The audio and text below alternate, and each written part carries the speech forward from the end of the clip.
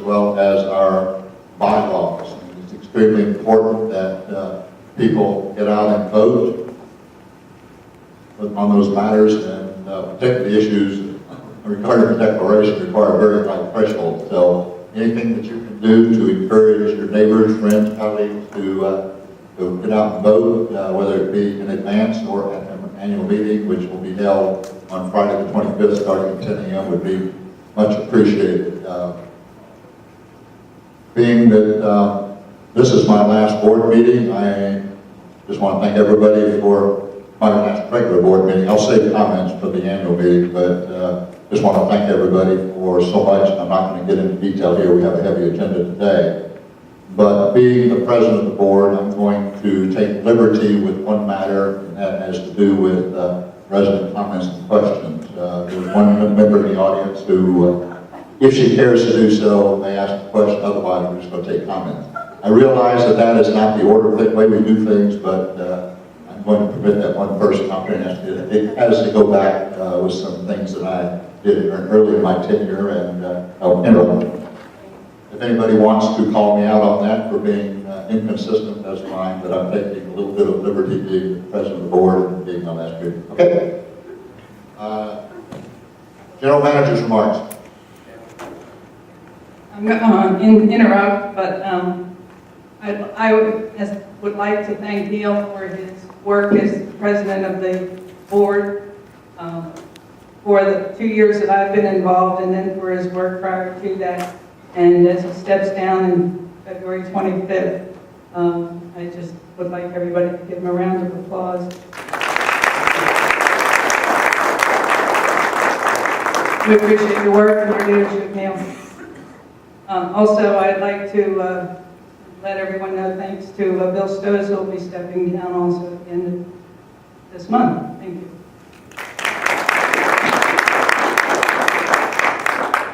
I'm going to keep my remarks brief.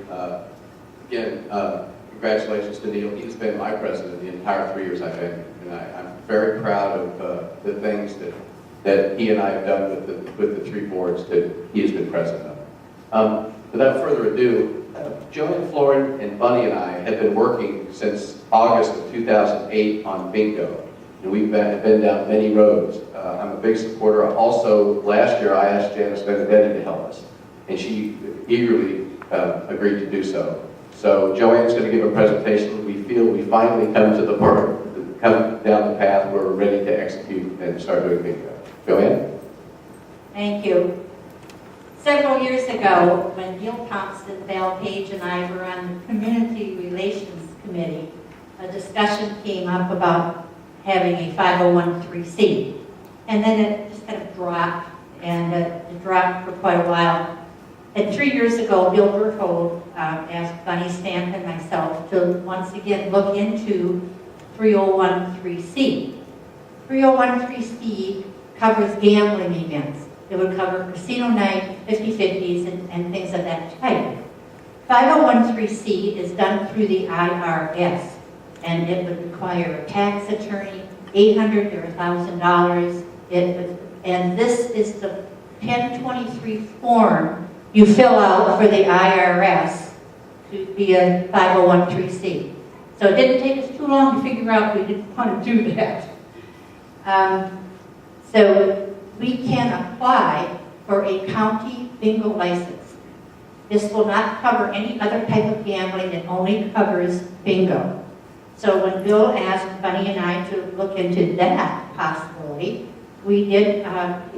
Bill sent out an email asking people that were interested in being on the committee. Bunny and I got the emails, called a bunch of people together, and we have given you the list of people that are on the bingo committee, plus we welcome more as they find out about this. We can always add people because we're going to need a lot of help doing this big project. So the bingo committee is there, and we have named officers. I also gave you in your package the actual license that's required to present to the county. In this application, it is required that we have a bank account open. So that's why we have the treasurer ready to go. We have the president, secretary, and chairman ready to go. But it does require a bank account. That's why I'm here today. Also, we gave in your packet some of the supplies we think we're going to need to get started. The bingo license, when we apply to the county, we need both a license A and a license B. It's $50 for license A, $50 for license B. We will need bingo sheets, bingo daubers, incidentals, workers will need name tags. So we have come up with an amount of roughly $1,000 that we think we will need for startup money. We also anticipate being able to return that money in a matter of just 2 or 3 or 4 bingo nights. I gave you another sheet, and it's called KISS Bingo, Keep It Simple Bingo. I don't know if you want me to explain this or not. Do you? Okay.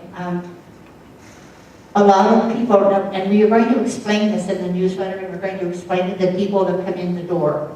Because when people come in the door to play bingo, they really expect, what they do in most of these places, is they walk in the door, and there's 2 people here selling packages, there's 4 people over here selling this special game, and that special game, and this special game. We're doing Keep It Simple Bingo. It's called bar bingo. And so what we are going to do is every round, every game, we're going to have like probably about 6 or 8 sellers that will go around to the table, and there will be a long sheet with 3 squares on it that will sell for $1, and there will be a larger sheet with 9 squares on it that we will sell for $2.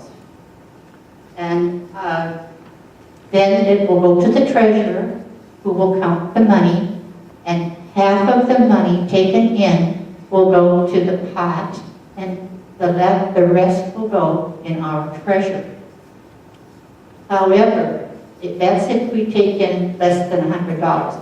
If we took in $90, 45 would go to the prize, 45 would go to our treasury. We are anticipating, however, that we will take in more than that per game. So no pot, according to the rules, no pot can be over $50. But if you buy a $2 bingo card and can win $50, that's pretty exciting. So we anticipate that each game will bring in at least $150. That's on the assumption that 50 players, if we have 100 players, 50 people will buy a $2 card, and 50 people will buy a $1 card. Now this is very, very conservative, because have you seen bingo players? They have 2, 3, 4, 5 cards. I mean, they don't just buy one. So this is why this is very, very conservative. Now, the bingo caller will call the game, somebody will call bingo. Once that is done, they go, they collect, we give them their money, prize, and then again, the bingo sellers go around and sell tickets again. Every single game we go sell new tickets. Now, this is not as time-consuming as you would think it is. We're going to have 6 to 8 people on the floor. We're going to ask to have people, hopefully they have dollar bills ready. And it goes quite speedy. I have observed this bingo, I have played this bingo. This is not that complicated. And we have a really good group of people ready to go. The 4th game will be a jackpot game of $100. Then we'll have 3 more regular games. The 8th game will be a jackpot game for $100. Then we'll have 3 more regular games. And the last game of the night will be a jackpot game for $250. Now, this conservative estimate comes out every bingo night. If we do this with 100 people, we would give $900 out in prizes, and we would have $900 in our bingo treasury. And as again, that's conservative. There are many requirements of the county. We have forms that we have to fill out. They want to know exactly how much money we took in. They want to know where the money goes, and they want to know how we spend it. So we can use our bingo money to purchase things we need for bingo. We can purchase supplies, we can purchase, if we decide we want more long tables, we can buy long tables. But we can only purchase things necessary for bingo night. Any excess in our treasury, it's required that it be given to a charity. And the committee, again, will decide on the charity. Plus the fact that this bingo can only be done by this bingo committee.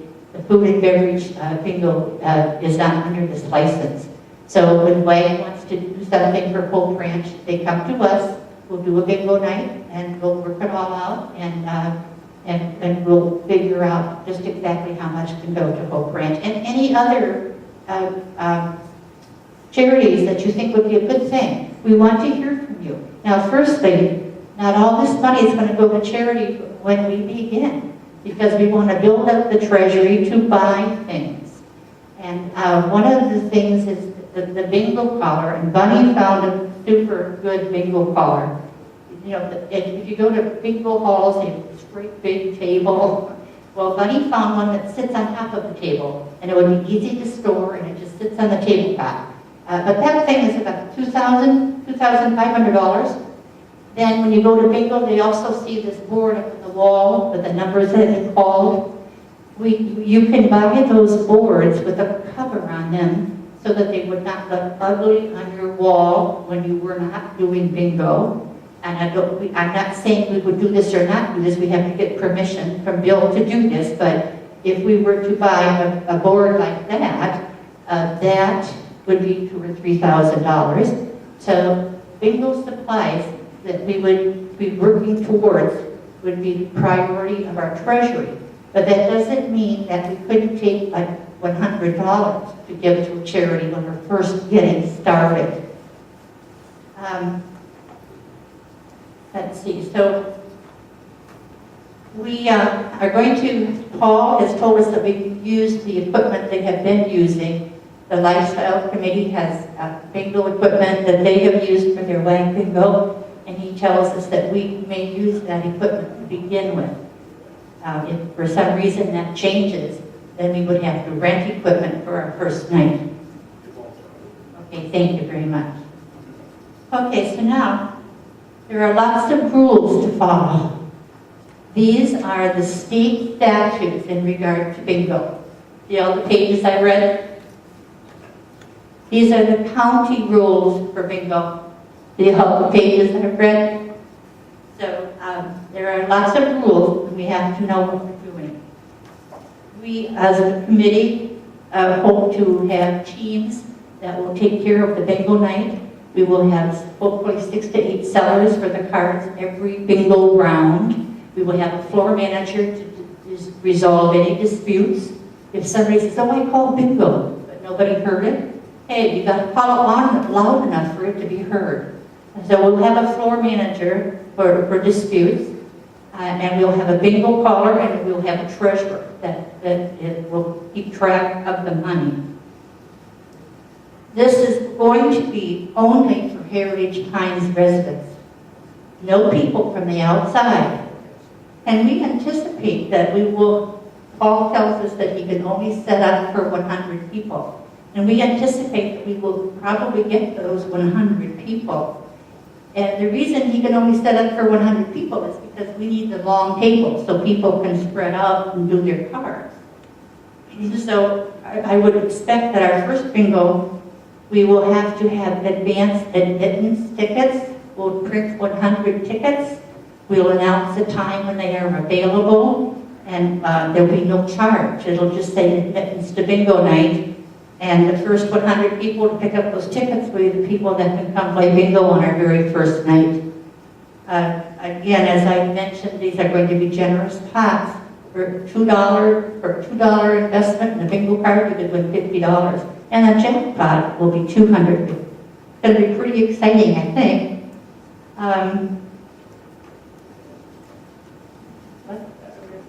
Ask for the money. Okay, I have only one more thing. The benefits to the association.